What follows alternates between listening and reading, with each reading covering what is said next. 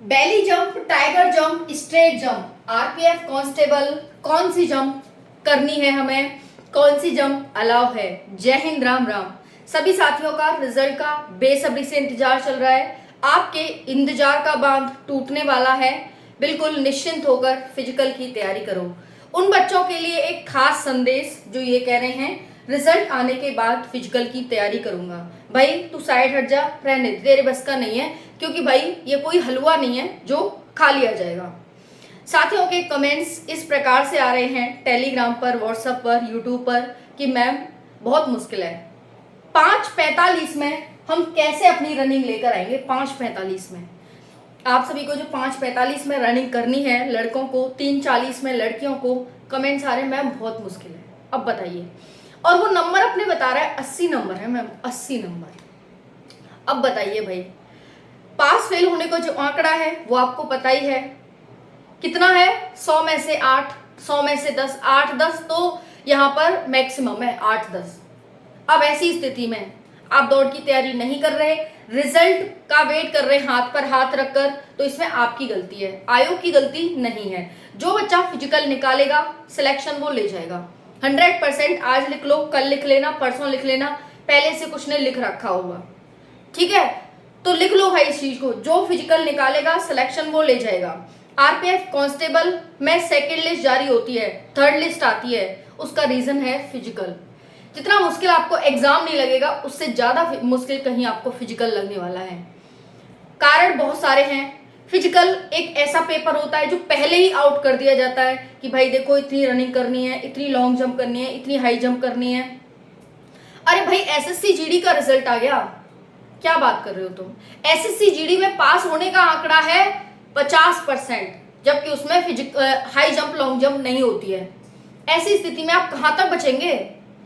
Running निकालोगे high jump पे, high jump से लॉन्ग जंप पे, बताइए। तो भाई आपको 1-2 दिन, 2-4 महीने, 8-10 महीने भी नहीं, बच्चे 1.5-2 साल से मेहनत कर रहे हैं आरपीएफ के लिए, ठीक है। तो जब आपने सपना देखा है आरपीएफ को ले जाने का, तो आरपीएफ के लिए थोड़ा सेक्रीफाइस तो करना पड़ेगा। और आरपीएफ बेस्ट नौकरी है, रेलवे प्रोटेक्शन फोर्स की बेस्ट नौकरी है आरपीएफ। अगर आपको सैलरी चाहिए इतनी, तो मेहनत भी आपको उतनी ही करनी पड़ेगी, जब इक्वल हो पाएगा, नहीं पलटा अनबैलेंस हो जाएगा। और अनबैलेंस होने पर दिक्कत ही होती है, आप जानते ही इस चीज को। ऐसी स्थिति में आपको क्या करना चाहिए। रिजल्ट आने की कगार पर है, कभी भी बांध टूट सकता है, कभी भी रिजल्ट बांध को तोड़ करके आ सकता है। अब जैसे ही रिजल्ट आएगा, आप जानते हैं कि आरपीएफ एसआई का फिजिकल चल रहा है। जो सेंटर आरपीएफ एसआई के फिजिकल के लिए बने हैं उनमें थोड़े बहुत सेंटर बढ़ा करके, थोड़े बहुत क्या, सेंटर तो बढ़ाए जाएंगे, उसमें सेंटर बढ़ा करके आप आरपीएफ कांस्टेबल वाले बच्चों को बुला लिया जाएगा। सारी चीजें एक एक लिख लो, नोट डाउन कर लो। ये ऐसे कहते हैं ना कि बाढ़ से निकला तीर, वो ऐसे तीर हैं जो आपके सिलेक्शन के लिए मोस्ट इंपॉर्टेंट है। ऐसा मौका ना तो आपको दोबारा मिलेगा। आरपीएफ कांस्टेबल की वैकेंसी के बारे में भी साथी पूछ रहे हैं, क्या वैकेंसी कब आ रही है, क्या है, तो वो भी वैकेंसी आएगी, उसकी भी टेंशन ना लो अभी आप। लेकिन अभी आपके पास जो है उस पर ध्यान दो, जल्दी आपको देखने को मिल जाएगी, उसको लेकर परेशान ना हो। आज आने जैसे ही नोटिफिकेशन आएगा, कोई मुझे सूसर मिलेगी तो मैं आपको जरूर बताऊंगी। हाँ, बिना सूसर के तो मैं भी नहीं आपसे कह सकती कि वैकेंसी आ रही है। जो रहता है ऑथेंटिक रहता है, इंफॉर्मेटिव रहता है। तो भाई आप सभी के जो सवाल हैं वो कुछ इस प्रकार से हैं। मैं पहली तो वही बताऊं, रिजल्ट कब आ रहा है। एसएससी जीडी और आरपीएफ डेट पर गए थे, एसएससी जीडी आ गया, तो इसके पीछे पीछे आरपीएफ भी आने वाला है। पहली बात, कभी भी जारी हो सकता है, 20 से पहले भी, 20-25 के आसपास आपके रिजल्ट जारी होने की संभावना है, 20 से 25 के आसपास, ठीक है, ओके। उसके बाद साथियों, रनिंग नहीं हो रही है, क्या करो। ऐसी स्थिति में आपको हार नहीं माननी, थकावट महसूस नहीं करनी है। अगर देखो, आप एक ही चीज यहां पर ध्यान रखो, अगर आपको आरपीएफ चाहिए, जैसे एक वो होता है ना, कपल होता है, जैसे मान लो कोई गर्लफ्रेंड बॉयफ्रेंड है, वो उसे बहुत ज्यादा चाहता है, शादी करना चाहता है, तो लड़की ने बोला तुम जब तक नौकरी नहीं ले लोगे तब तक तो कुछ होने वाला नहीं है, मेरे घर वाले नहीं मानेंगे, या लड़का क्या करता है, इस तरह से। तो वो लड़का अगर उससे वाकई में प्यार करता होगा, वाकई में उससे प्यार करता होगा, तो वो उसे लेने की कोशिश करेगा कि ठीक है वो मेरे को तभी मिलेगी जब मेरी नौकरी होगी, है कि नहीं। तो भाई वैसे ही ये समझ लीजिए कि अगर आपको आरपीएफ लेनी है तो उसका फिजिकल क्वालिफाई करना ही होगा, तभी मिलेगी। इसी तरह समझ लीजिए कि ये आपका प्यार है, ठीक है जी, समझ में आ गया। तो इसको आपको लेना ही लेना है, हर कीमत पर लेना है, उसके लिए आपको फिजिकल क्वालिफाई करना ही होगा, चाहे कितनी मेहनत करना पड़े। बस आपको ये सोचना है, ध्यान रखना है और इस पर दिमाग लगाना है, पहली बात। तो आप कर लेंगे इस चीज को भाई, इतने अच्छे अच्छे नंबर ला करके। और यही कारण है कट ऑफ कम जाने का आपका, जो मैं कह रही हूँ ना 75 से 80 जनरल अगर है तो 70 से 75 के आसपास भी हैं तो भी यहाँ पर हो जाएगा। तो जो मैं कह रही हूँ ना आपकी कि 70 75 80 के आसपास आपके नंबर हैं तो सेफ हैं, ये कोई गलत नहीं कह रही, बिल्कुल सही कह रही हूँ। और ऐसी स्थिति में आप देखना, ये ऐसा नहीं हो रहा कि इसमें सेकंड लिस्ट नहीं आती। Last time second list third list जारी हुई थी, क्यों होती है बताइए। 4208 पोस्ट है, इसके लिए भी सेकंड थर्ड लिस्ट, कारण है फिजिकल। अगर हर कोई फिजिकल निकाल लेता तो सेकंड लिस्ट थर्ड लिस्ट जारी होने की बात नहीं थी, और हर बच्चा सिलेक्शन ले रहा होता है। इसमें इतनी मेहनत नहीं कर रहे होते बच्चे मेहनत कर रहे हैं, सीरियसली मेहनत कर रहे हैं। अपने शरीर को कहते हैं ना उस पे लगा देना, उस पे क्या बोलते हैं, उसे त्याग कर देना, इस तरह से दाव पे लगा देना। तो अपने शरीर को दाव पे लगाना है कि ठीक है भाई नौकरी है तो तू है, इस तरह से सोच के बच्चे मेहनत कर रहे हैं, आपको भी करनी होगी।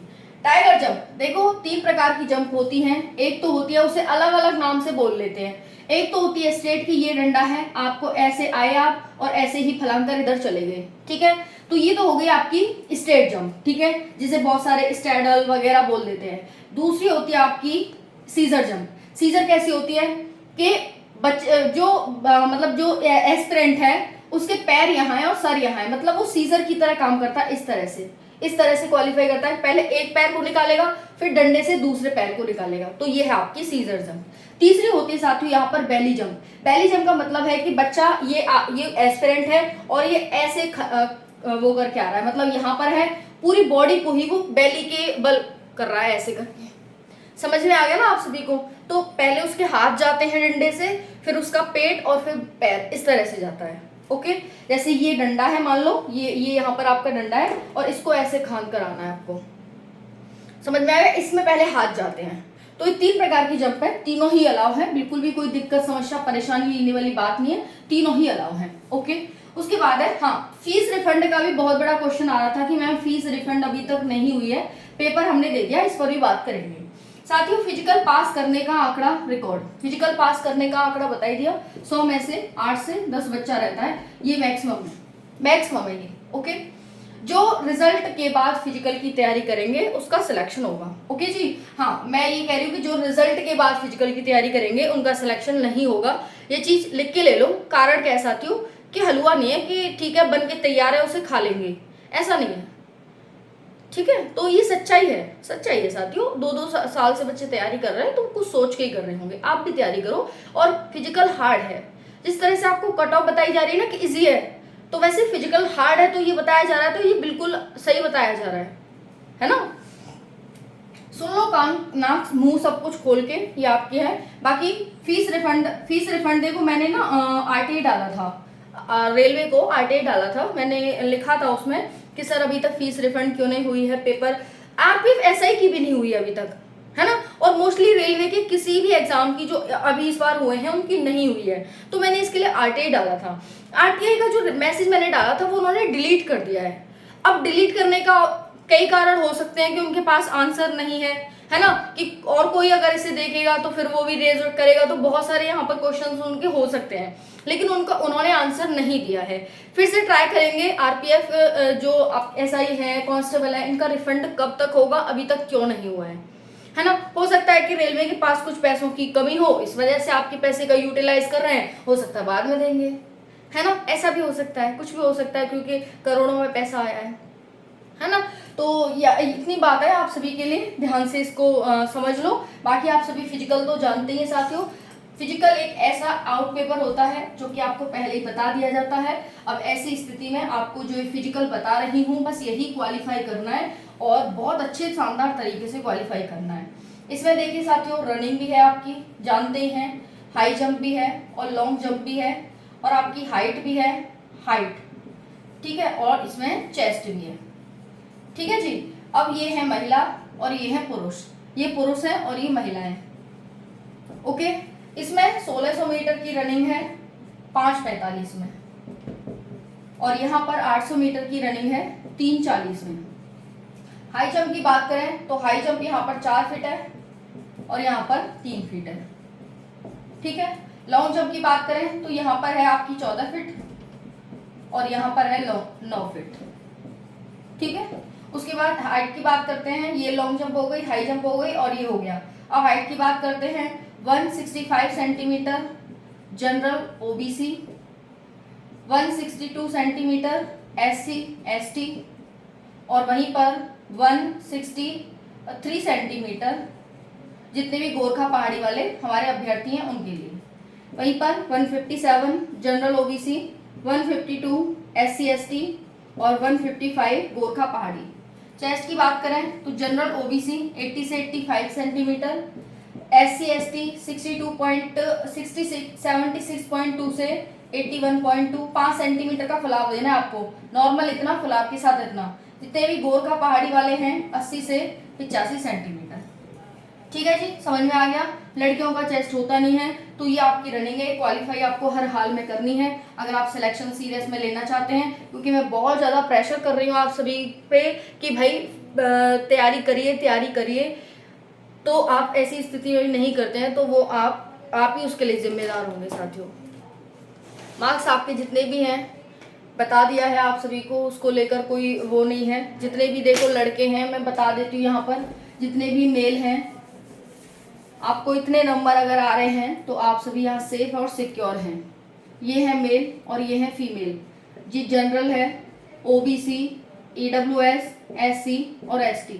जितने भी मेल हैं 75 से 80 के आसपास हैं आपके, 120 में से, ओवरऑल बता रही हूँ मैं, 100 में से नहीं बता रही, ठीक है। तो सेफ है यहाँ पर। ओबीसी की बात करें 70 से 75, EWS की बात करें 65 से 70, SC की बात करें 60 से 65 और लड़कों की बात करें 55 से 60। जितनी भी लड़कियां हैं अगर आपके मार्क्स बन रहे हैं 70 से 72-74 के आसपास, सेफ हैं। यहाँ पर आपके मार्क्स लगभग सेम ही है, यहाँ पर कोई ऐसा बड़ा डिफरेंस नहीं है।